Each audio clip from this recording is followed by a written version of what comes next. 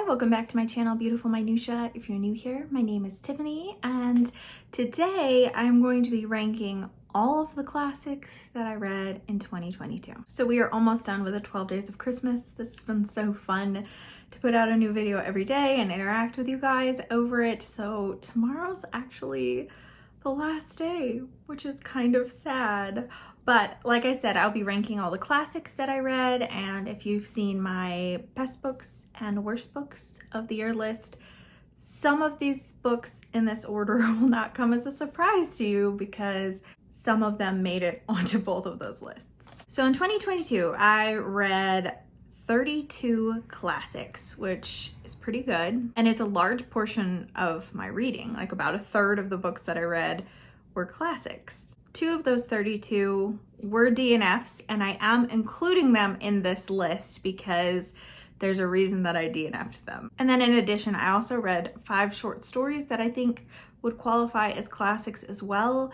But for the sake of the argument, I am not including short stories in this list, although I do have some short story collections that were like books as a whole that I am including. I will also say that my definition of a classic is kind of loose for this list. There are some books that would probably be considered more of modern classics, and I also am including children's classics in this list. I should also mention that I am including rereads in this list. I have not included any rereads in my bottom or top books of the year, and I wanted to have a place that I talked about ones that I really loved, so I am including that in this list.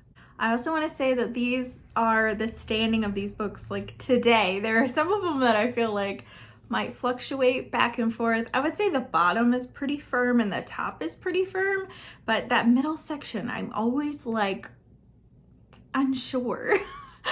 From day to day. So hopefully no one gets offended by this list. If one of your favorites is in my bottom or a book that you hated is in the top, we can agree to disagree. So we'll kick off our list with the DNFs. At number 32, we have Camilla by Madeleine L'Engle.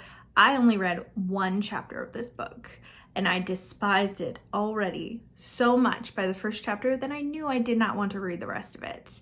It was on my reader read list for 2022, so I very quickly got rid of it. Book number 31 is also a DNF, and that's Dr. Zhivago by Boris Pasternak, and I'm really sad that this is so far down. We did a Dr. Zhivago read along, me and some other lovely ladies, and every single one of the hosts DNF'd this book. So I feel like that says a lot, and I think I might have made it the farthest because I did make it like 40% of the way through this book. And I think most of the people who were part of the readathon who were participating, most of them DNF'd it as well. I think there were only 2 people who actually finished it, and neither of them particularly loved it. I think, although both of them, if I remember correctly, said that they were glad that they did read it, but it definitely was not a new favorite. All right, so now we're moving on to books that I did complete. The lowest one of those, coming in at number 30, is The Black Pearl by Scott Odell. I was excited to read this book because I really liked The Island of the Blue Dolphins when I was a kid, and this book is horrific. I'm just gonna tell you, it's weird, it's creepy, it doesn't make sense, and I don't understand why it was even written. Coming in at number 29 is The House of the Seven Gables by Nathaniel Hawthorne. Just read this one in December. Also made it into my worst books of the year list, just like The Black Pearl. So I'm not really gonna go into a lot of detail with this one. But yeah, it was just overall an incredibly disappointing book. Coming in at number 28 is one that it kind of is a classic and kind of isn't, because it was begun by a classic author and never finished, and someone else came in and finished it. And that's The Purloining of Prince Oleomargarine, which is a story that Mark Twain was telling his daughters, and he wrote down notes and he never finished it. And recently some other people came in and finished it. The illustrations were beautiful. It was quite tongue-in-cheek and funny in moments, but super disjointed. It didn't make any sense. So I guess that's what happens when you take a book that someone just had notes on and never finished and attempt to finish the story. Next up, we have The Moon by Night, another Madeleine L'Engle. So within the bottom 6 are the only 2 Madeleine L'Engle books that I read in 2022. So that's not great. This is book 2 in the Austen Family Chronicles, I think. And I loved book 1. It was so wholesome and so sweet and a lot of fun. And book 2 was so angsty. And I really didn't enjoy it, although I will say that it did take some really tough topics and explore them in a good way. So I didn't hate it all the way around, but I really didn't like a lot of it. Coming in at number 26 is a book that I read with my daughter for school, and that's The Children of the New Forest. And I just was bored to tears by this book, to be totally honest. I was reading it out loud to her, and I kind of dreaded every time I had to pick it up, which is kind of funny because it was one of my daughter's favorite books of the school year. So I guess maybe it is better for the target audience than for adults. But I just found it incredibly boring, and the ending was just so saccharine and neatly wrapped up that I didn't like any of it. Next up is an Agatha Christie. It was actually technically a reread for me. I listened to this on audiobook with my husband when we were on a road trip, and I really didn't enjoy it. I think the only redeeming factor for me was the fact that it was narrated by Hugh Fraser. I just found all of the characters super unlikable, really a lot unlikable, and it made me want them all to be guilty and all to get in trouble for it. So I didn't enjoy the process. It was a cold case, and so he goes and he interviews each person, and then there's huge chunks of the story which is just each person telling their version of the story, and you get all those back to back. So it's not super conversational. It's just like the manuscripts of their statements, and then they all come together and Poirot reveals who did it, and it was just incredibly underwhelming. And then 24 is the other Agatha Christie that I read this year that was also a reread, and I did enjoy this one more. This is Third Girl. It's another Poirot, also narrated by Hugh Fraser. Also listened to it on a road trip with my husband. So that's where both of these come in, and it wasn't bad. Like, the premise was interesting, but I found the conclusion extremely improbable, and I think it's one of those ones that I don't think you would have been able to figure out, like a lot of hers, where you can go back and pick through the red herrings and all the other things and just be like, oh, okay. And I don't think that this was it. So it wasn't bad, but it wasn't great. So it was just a very like middle of the road Agatha Christie. Coming in at number 23 is Vanity Fair by William Makepeace Thackeray. There were elements to this book that I loved. It was really, really funny in places, and I enjoyed the beginning chunk. But this is a book that I feel like the length could have been cut in half. It is just so long and very repetitive because you have a young girl who has low birth and low station in life who just wants to rise and be better than she is, or at least viewed better than she is in society, and she'll do anything that she wants to get there. And so basically it's her trying to get there, and then people figure out what she's doing and she falls from grace, and then she tries again. People realize what she's doing and she falls from grace, and then she tries it again. People realize what she's doing, she falls from grace, over and over and over again. So it just ended up being really repetitive, and it's unfortunate because there were elements to it that were really enjoyable and really humorous, but ultimately it just, I don't know, it's not one that I can say that I even really liked all that much. Number 22 is Rassless by Samuel Johnson. So this is a book that I had different expectations going into. This book is basically a philosophical discussion in the guise of a novel. There really isn't much of a plot, and the title would make you think that it's more of an adventure story, and it's really not. There were some really interesting nuggets in there, some interesting conversations, some sections that were quite quotable, and actually the beginning of the story is quite funny because the prince is in this utopia and he realizes that everything being perfect isn't making him happy, and so he decides to leave the valley and go on a quest for happiness. But before he decides to leave the valley, he's trying all these other things to make him happy, and it was pretty funny, and I enjoyed parts of it, and I can see snatches of Samuel Johnson's genius in it, but ultimately it was pretty forgettable and just not the best. Okay, now we're moving into kind of the middle section. So these books were ones that I enjoyed quite a bit, but were definitely not perfect books for me. Coming in at number 21 is Lord of the Flies by William Golding. This is a book that many people had to read in school, and I did not. So I finally read it as an adult, and it was brutal. I can't say that I enjoyed it, but I kind of did, because I thought his writing was amazing. It was so descriptive. You felt like you were really there, which is really great at the beginning of the story. But then as things unravel, you also feel like you're really there, and it's quite disturbing. But I also feel like it is a good piece to facilitate discussion around human nature and authority and all of those kinds of things. I really do feel like it's interesting for that, but I think that it is put in people's hands when they are way too young to appreciate the nuances or be able to handle the intensity and the disturbing subject matter. Like, my older sister had to read this book when she was in middle school. She was like in 6th or 7th grade, and she had to read this book. And just because the protagonists are 12 does not mean that 12-year-olds should read this book. Next up is a reread. That's North and South by Elizabeth Gaskell. The first time that I read this book, I gave it like 2 stars, and I felt totally gypped because everyone told me it was Pride and Prejudice but better, and that's a lie.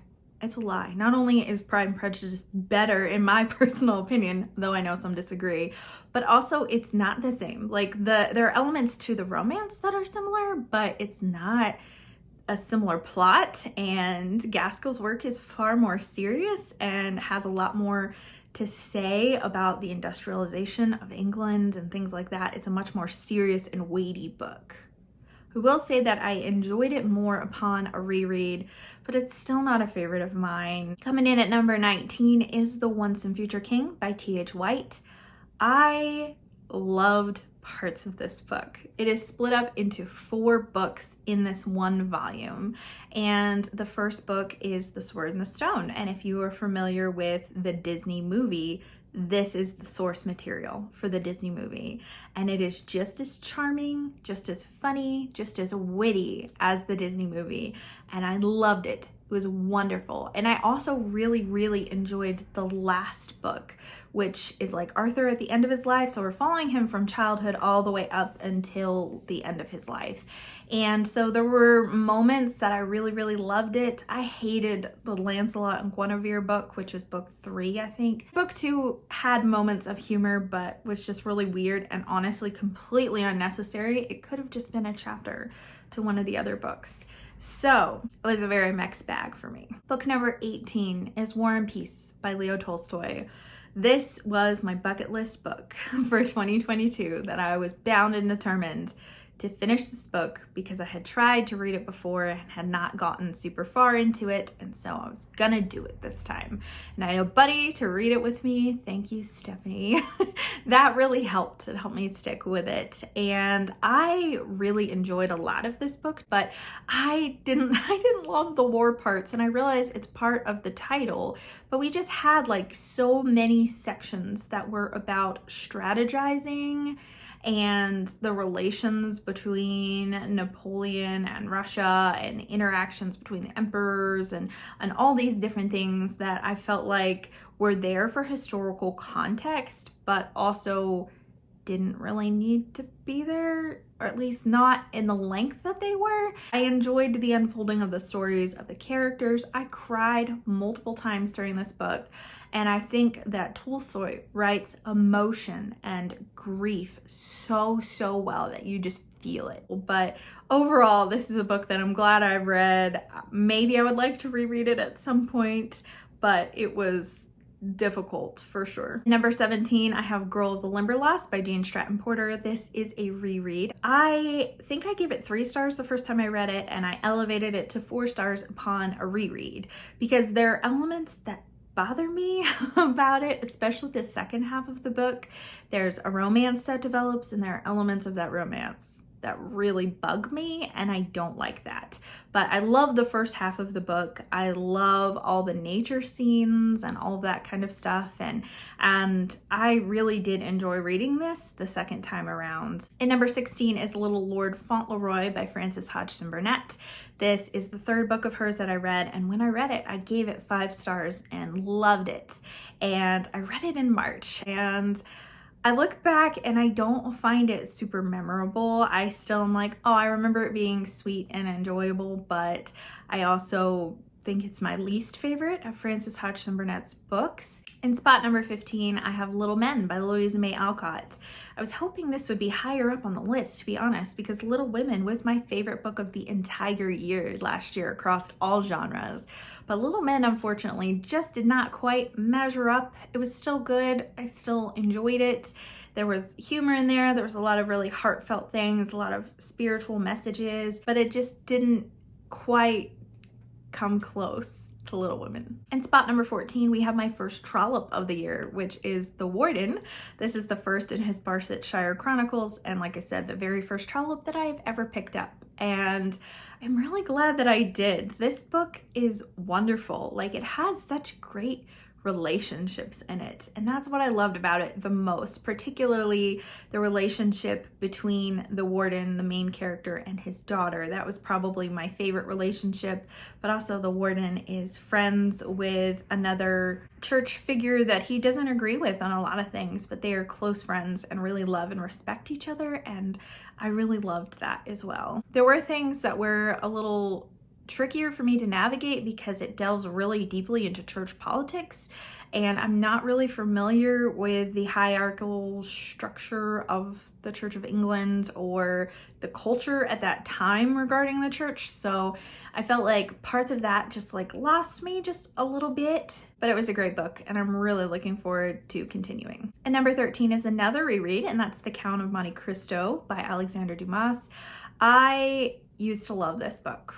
Well, I still love it. I mean, it made it to spot number 13 out of 32 books. So obviously I still really loved it, and I also gave it 5 stars. But when I was younger, teenage Tiffany and young adult Tiffany said, this is my favorite book ever of all time. And current day Tiffany no longer agrees, although she did enjoy this book. I'm gonna stop talking about myself in the third person now. It's getting weird.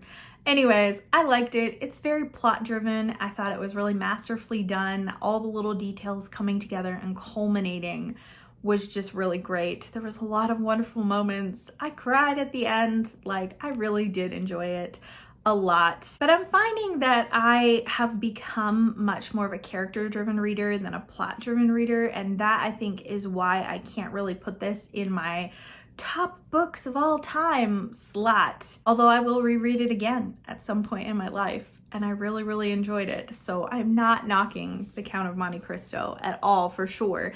But I know that some of you have said that this is your favorite of all time or one of your favorites. And I think it's because my reading tastes have changed. I used to be much more of a plot-driven reader in general, and I'm not as much anymore. I'd rather explore like relationships and feel like I really know the characters really well, and didn't really feel like The Count of Monte Cristo gave that to me. In the number 12 spot is The Lord God Made Them All by James Herriot.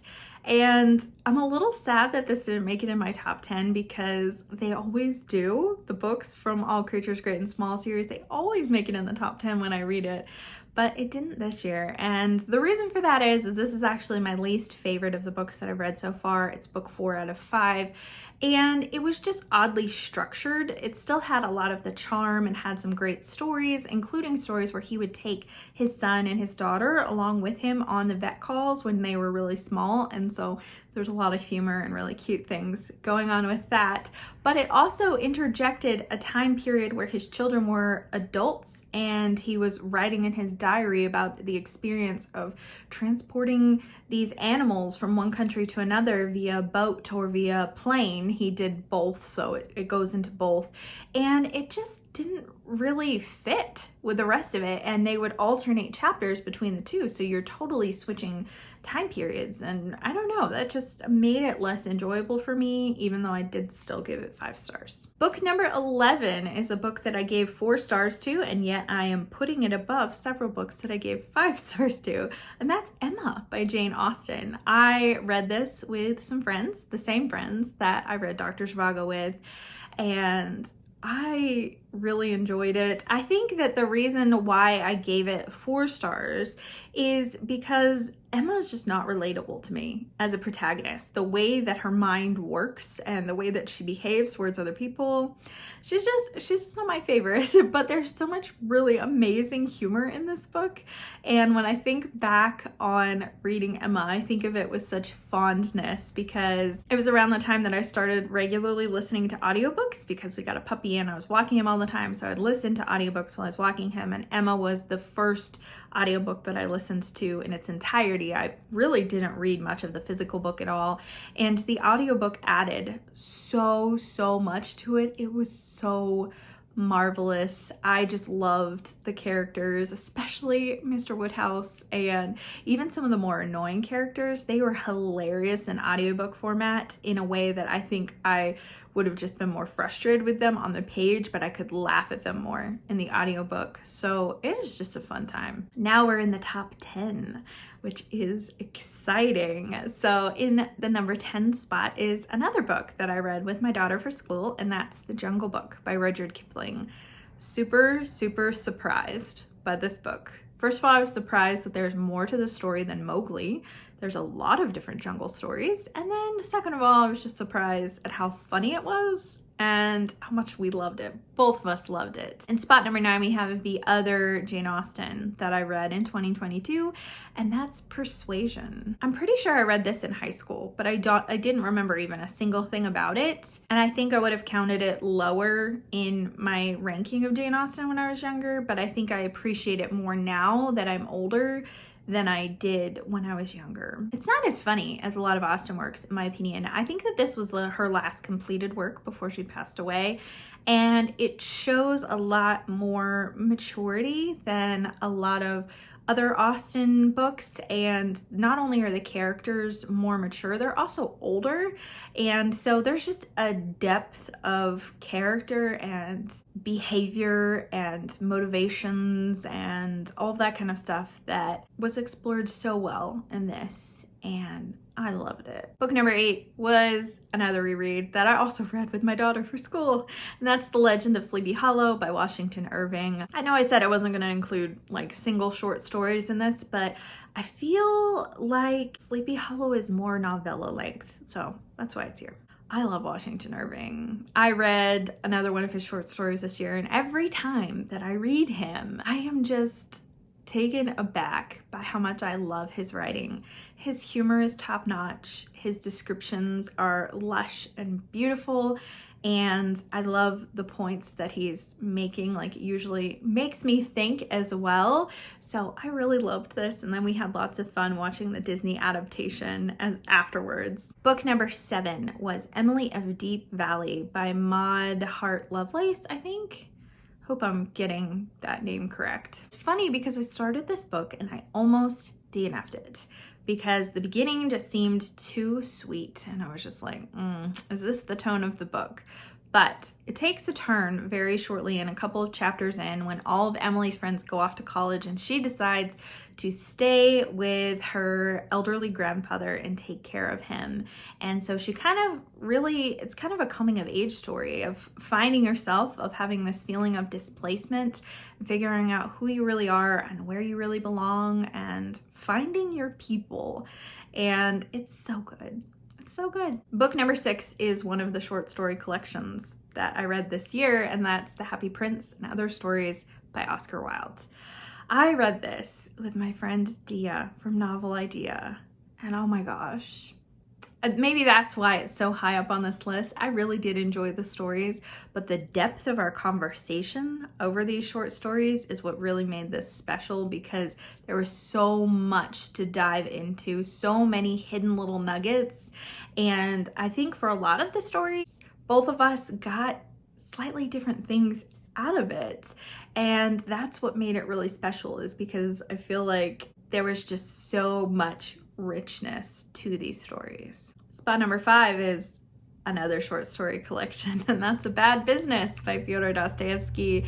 This is a newer publication of Dostoevsky's short stories. It's a newer translation, and I loved all of the short stories in this collection except one, which was apparently an excerpt from Notes from a Dead House, and so it really didn't seem to fit. There was no context surrounding it, and that was kind of weird. But the other 5 short stories are incredible. Several of them are like gut-busting hilarious. Like, I laughed out loud for 3 of them, and then one was really sad, and then one was so sad it made me cry.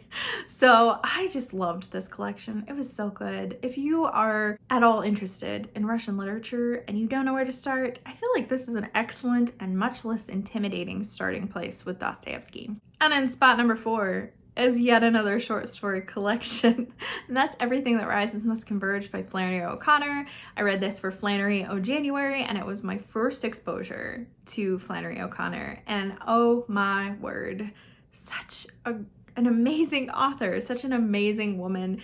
And it's so sad that she passed away as young as she did, because she just had so much to offer to the world. If you haven't heard of Flannery O'Connor, she's a Southern Gothic writer, and she writes just so introspectively about human nature in a way that you are just like floored and reflective after reading her stories. And they're just amazing. They are very dark and brutal, so be forewarned of that, but she's amazing. I did a ranking video of all the short stories in this collection, which ones I liked the most, so I will link that so that way you can watch it. Now we are down to the top 3, and 2 of the 3 are rereads. So number 3 is The Fellowship of the Ring by J.R.R. Tolkien. I have probably reread Lord of the Rings more than any other book in my life other than the Bible, and so that is really saying something. I used to read it annually, and I have not reread it since my daughter was born, and so I decided I'm gonna reread the trilogy this year, and I only got through The Fellowship of the Ring, unfortunately, but it was so good, and I really enjoyed it. I listened to it pretty much entirely on audio with my family on a road trip, and it was so amazing. It made me remember why I love Lord of the Rings so much. And spot number 2 is The Mysteries of Udolpho by Anne Radcliffe. I loved this book. There just aren't even enough words to tell you how much I loved this book. It's just wonderful. I think a lot of people probably disagree with me on that, and that's totally fine. It is a longer book, and I think a lot of people feel its length because there's a really long time before you actually get into the plot itself. But I loved all of it. The beginning part of the story, the first couple 100 pages, you know, her and her father are traveling, and there's tragedy that strikes her family, and I just loved the travel descriptions. I felt fully immersed and felt like her father had so much wisdom to offer. And then we actually get to the plot, and I found that just really fascinating, and I was super riveted by it. So I loved every second of it, and I wouldn't really trim it down at all, but I'm sure that there are a lot of people who disagree with me on that one. And my number 1 classic of the year, my favorite out of all of the classics that I read, is a reread, and it's Our Mutual Friend by Charles Dickens. This is actually my 3rd read through of this book, and I just love it. I think right now it is my favorite Dickens out of all the Dickens, but there's some Dickens I haven't read yet, and also there's some that I haven't reread in a really long time, so maybe it's not number 1 overall forever, but as of right now it is number 1. It's just so well done, and there's so many plot points, which I think is confusing at first, but they do all come together very meaningfully, and all the characters connect, and it is just so good. I feel like it is one of the most, if not the most, satisfying Dickens in terms of the ending, in terms of the character development, in terms of their relationships, both actually like romantic relationships, and then relationships between fathers and daughters, relationships between friends. Like, I just loved every second of rereading this book. It felt like getting a warm hug every time, and there was a lot of nostalgia in reading it again. Whew, so this was kind of long, I'm sorry, but I guess that's what happens when I talk about 32 books and rank them all and explain why it's on the list the way that it is. I'd love to hear from you in the comments down below. What do you think of my rankings? Did any of these surprise you? I feel like some of them will probably surprise people, like how low North and South and the Count of Monte Cristo are. I think that will surprise some people, but I would just love to hear from you. And I'd also love to hear if you have read some classics this year. What are your favorite classics that you've read? Thank you so much for watching. If you like this video, please hit like and also subscribe so you can continue to see more bookish content from me, and I will see you again next time.